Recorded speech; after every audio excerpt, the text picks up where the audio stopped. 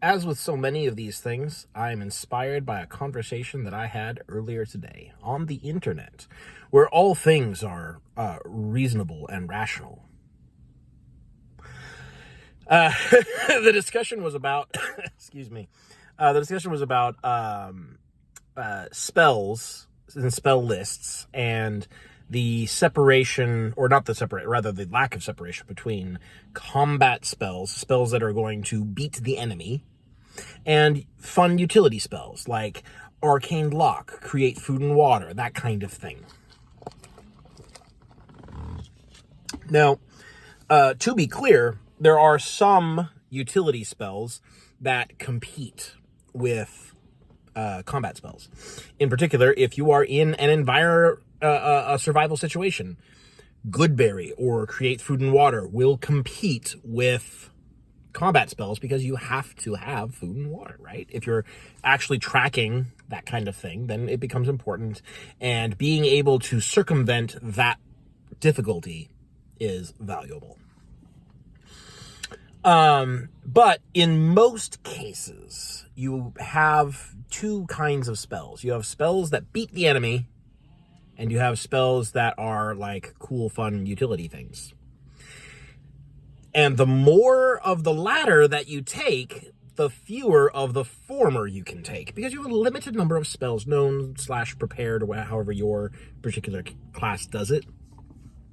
And so it naturally pushes players into a situation where they don't want to take, or they don't take, regardless of what they want, they don't take the fun utility spells that might be like, flavorful and interesting and might open up possibilities for shenanigans, and everyone loves shenanigans, because they have to take the spells that keep them alive, because they're going to be attacked by enemies, and they need to be able to beat those enemies, so you take the combat spells.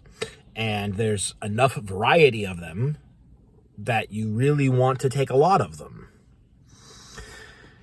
And to be clear, the solution is not let all casters prepare or learn all spells, because then you're still spending your resources. You're still spending your resources on the combat spells because you have to. Non-combat spells you usually don't have to cast.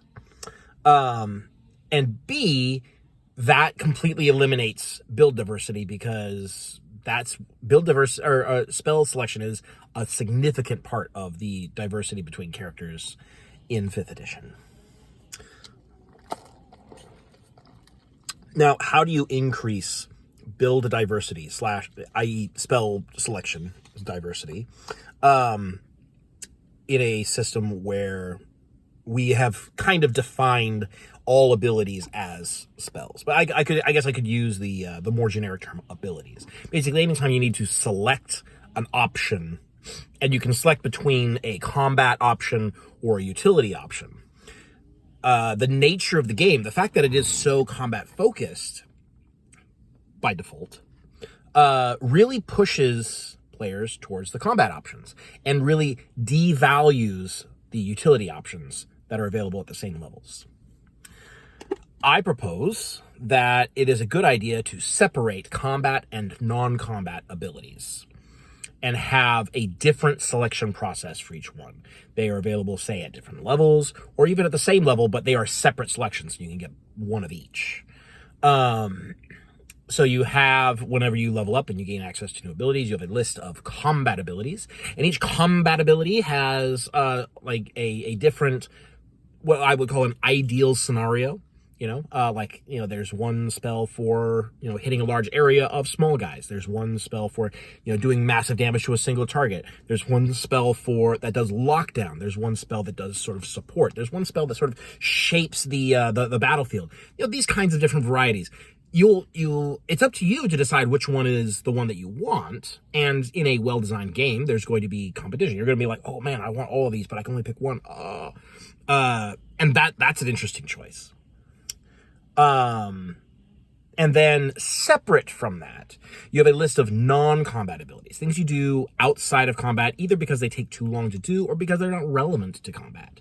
You don't need to create food and water in a fight. Probably. I wonder if I could design one where that would be relevant. Probably could. But anyways,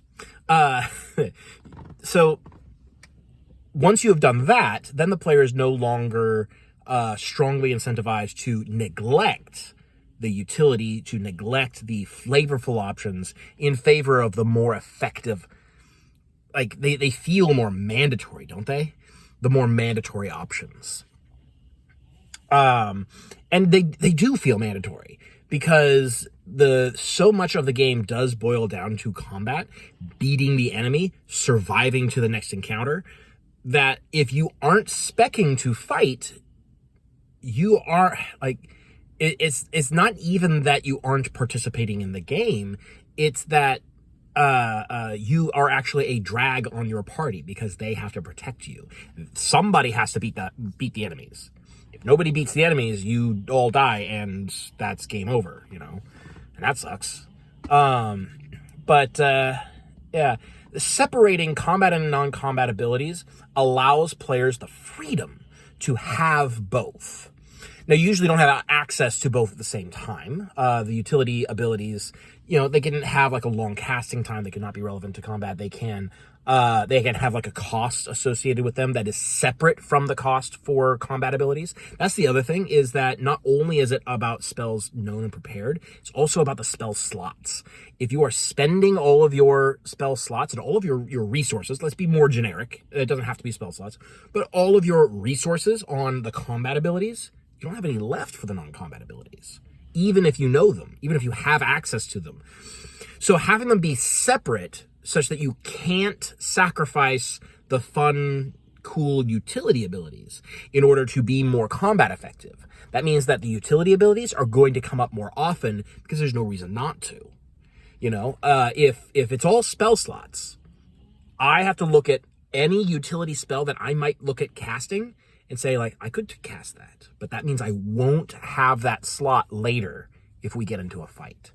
And you often don't know for sure if you're going to have another fight during that adventuring day. So separating not only in terms of selection, but also in terms of resources. If they don't use the same resources, then there's no reason to avoid using the cool, fun utility powers. I guess I shouldn't have said powers. That's spoilers.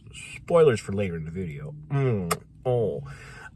So actually, okay, let's out with it. We have reinvented 4th edition. Again. And again and again and again. Every fix to 5th edition is just reinventing 4th edition. So the issue of combat options overshadowing the less important non-combat options is a problem in D&D 3rd edition. So some 20 years ago, people in mass started noticing, like, hey, this is kind of a problem. This is an issue, you know? And there may have been a variety of fixes for it, but, like, there wasn't a standard approach to fixing it. Because, like in 5th edition, the only casters get features. Non-casters didn't really get any utility or features. So it has to be spells. And there's just no other way to do it.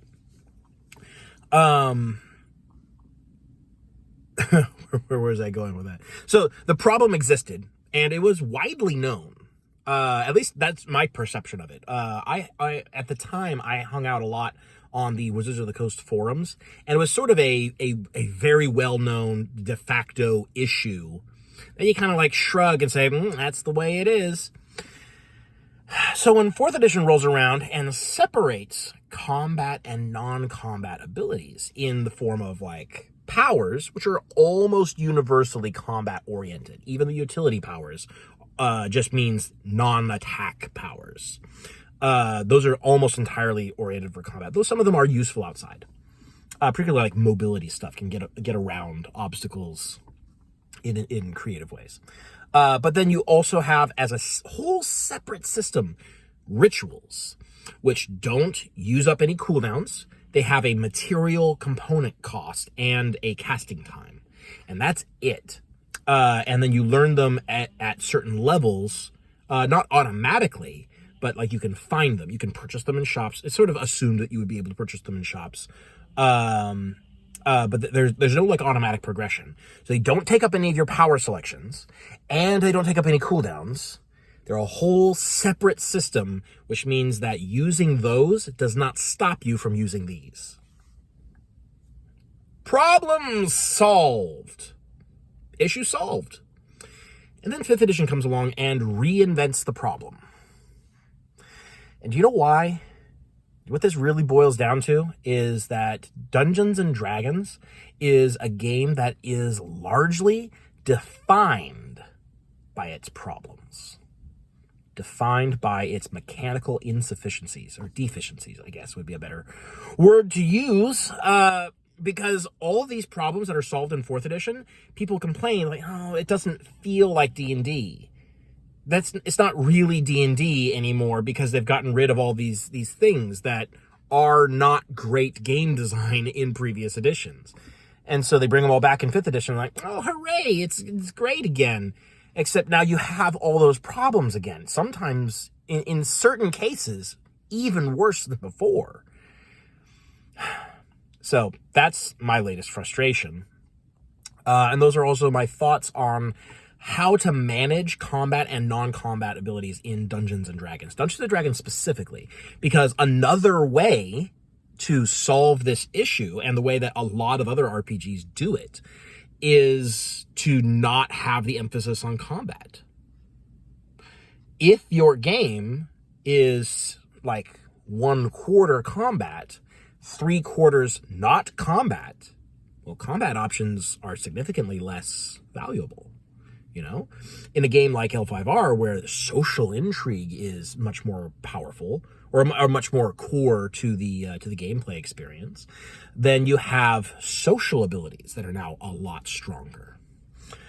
In a game like Blades in the Dark, where combat is just one of many paths that you can take to address any given situation, then non-combat abilities become equally viable. Like, sure, you can spec into fighting and be very dangerous that way. That's kind of costly. Like, it's direct, and it's usually effective in situations where it seems like it would be. But it's costly, because people are going to get hurt. Maybe there are other ways around it. Ways to socially manipulate, to plan around, to have contingencies, to intimidate. These kinds of things.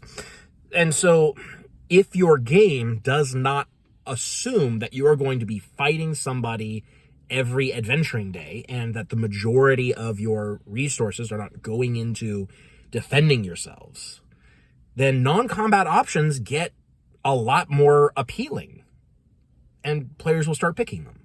But that's not the kind of game that D&D is. It's not the kind of game D&D ever has been, and I don't really think it's the game D&D should be. D&D is a high fantasy sort of like, the way I try to approach it is, you're kicking ass, you're running in, and you're saving the day. You're big damn heroes. Violence is a big part of that fantasy. And so I don't think that it necessarily should switch away from that. But it wants to support other types of scenes, other elements of storytelling. Combat is always going to be the focus, but there are other parts. And you want to be able to support those parts. And so I think that is the way to do it. Separate combat abilities from non-combat abilities, both in how they are selected and in how they are used. And then you will start to see greater diversity in the kinds of characters that people build and the kinds of options that people take. And there won't always be this like short list of abilities that are really good because they keep you alive and they overcome the primary obstacle of the game. And then a huge list of like 10 times more options that just never get picked because you can't afford to.